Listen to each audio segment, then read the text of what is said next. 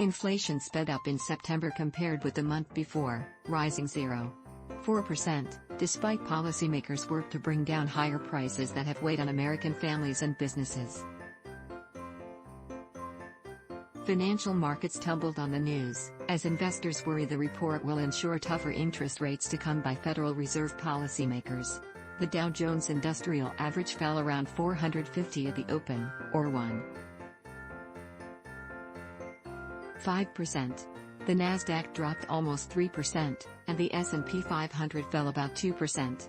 September prices rose at a pace of 8.2% compared with a year ago, according to data released Thursday by the Bureau of Labor Statistics, a slight slowdown from the summer peak but still at highs not seen in 4 decades. Core inflation, a closely watched measure that strips out more volatile categories such as food and energy, 6% over the month, matching a similar pace in August.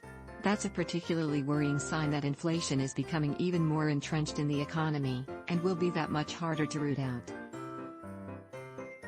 The latest inflation report was driven by increased costs for shelter, medical care, health insurance, new vehicles, home furnishings and education.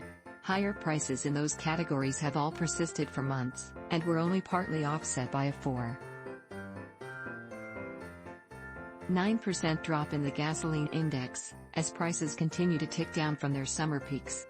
Rent remains one of the most significant slices of the inflation report, known as the Consumer Price Index.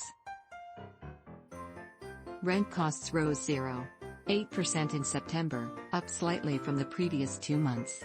It is also up 7.2% in the past year, marking the largest increase since 1982. The Fed's rate hikes immediately hit other parts of the housing market by driving up costs for mortgages and helping home prices cool.